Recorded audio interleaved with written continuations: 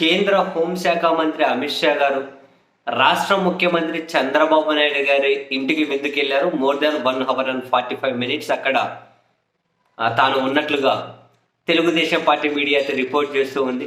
సరే, వాళ్ళు ఏమేమి మాట్లాడారు, రాష్ట్ర ప్రయోజనాలు ఏంటి, కేంద్ర హోంశాఖ మంత్రి రాష్ట్ర ముఖ్యమంత్రి ఇంటికి వస్తే రాష్ట్ర ప్రయోజనాల కోణంలో ఏమేమి చర్చించారు, ఈ విషయాలు తెలుసుకుందాం.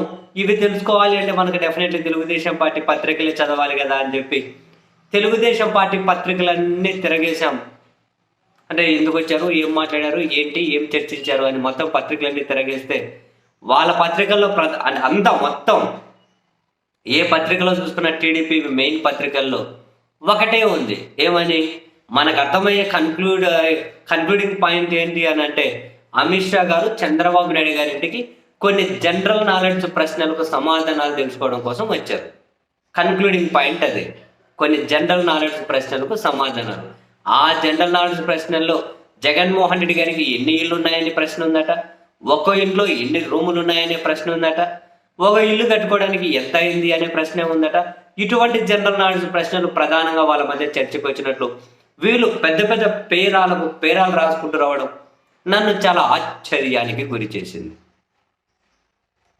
మొత్తం అవే రాసుకుంటూ వచ్చారండి వీళ్ళు రాసుకుంటూ వచ్చింది ఏంటి, అమిత్ షా గారు చంద్రబాబు నాయుడు గారి ఇంటికి వచ్చారు. సరే, వాళ్ళు మాట్లాడారు.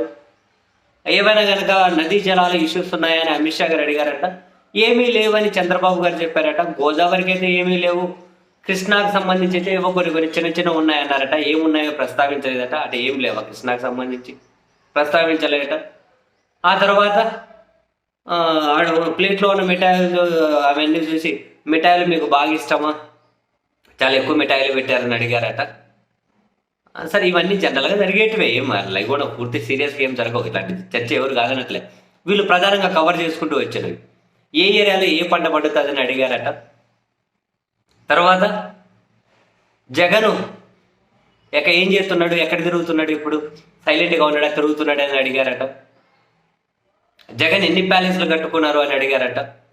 జగన్ ఎన్ని ప్యాలెస్లు కట్టుకున్నారని అడిగితే అప్పుడు చంద్రబాబు గారు, లోకేష్ గారు చెప్పారట, జగన్ చాలా ప్యాలెస్లు కట్టుకున్నారు.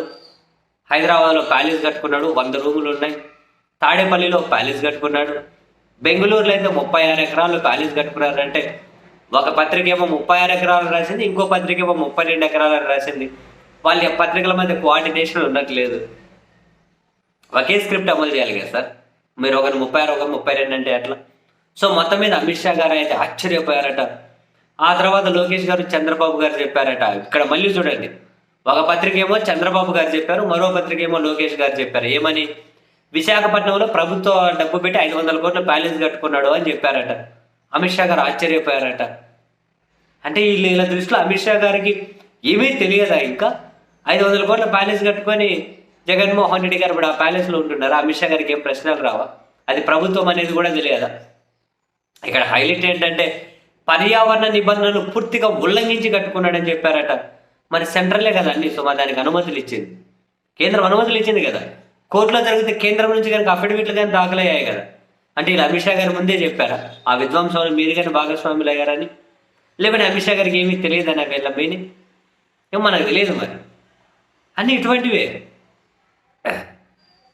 అండ్ చంద్రబాబు నాయుడు గారు మీ ఇల్లు నది పక్కనే చాలా బాగుందని అన్నారట అమిత్ షా గారు.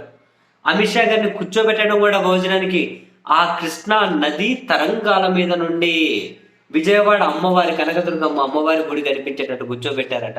మరి అమిత్ షా గారికి తెలియదా? మరి ఇది పర్యావరణ ఉల్లంఘన కాదా? ఇట్లా నదిలో ఎట్లా కట్టారు, ఇల్లు నది పక్కనే, ఇట్లా కట్టకూడదు కదా అని మినిమం బేసిక్స్ కూడా అమిత్ షా గారికి తెలియదు అని వీళ్ళ మీనింగ్గా ఏం మనకు తెలియదు, వాళ్ళు రాసుకుంటూ వచ్చారు. ఇలా ఇంకో జనరల్ నాలెడ్జ్ ప్రశ్న, ఆంధ్రప్రదేశ్లో కాంగ్రెస్ ముఖ్యమంత్రులు ఎవరు ఎక్కువ కాలం పనిచేశారని అడిగారట. పివి నరసింహారావు గారు ఎన్ని రోజులు పనిచేశారని అడిగారట. రాజశేఖర రెడ్డి గారు ఎన్ని రోజులు పనిచేశారని అడిగారట. ఇంతేనట అని జనరల్ నాలెడ్జ్ ప్రశ్నలు. కాంగ్రెస్ ముఖ్యమంత్రులు ఎవరు ఎక్కువ కాలం పనిచేశారు, ఏ ఏరియాలో ఏ పంట ఎక్కువ పండుతుంది, జగన్కి ఎన్ని ప్యాలెస్లు ఉన్నాయి, ఏ ఇంట్లో ఎన్ని రూములు ఉన్నాయి, ఇక్కడ మీరు మిఠాయిలు ఎక్కువ తింటారా, చంద్రబాబు గారు మీ ఇల్లు బాగుంది అంటే ఇటువంటి వాటి కోసమే. ఇంకా వేరే చర్చలు ఏం లేవా? ఇంకా రాష్ట్ర ప్రయోజనాల కోణంలో ఏం లేవా? ప్రత్యేక హోదా ఇచ్చేసారా? బుందేలగడ్డ తరహా ప్యాకేజ్ ఇచ్చేసారా?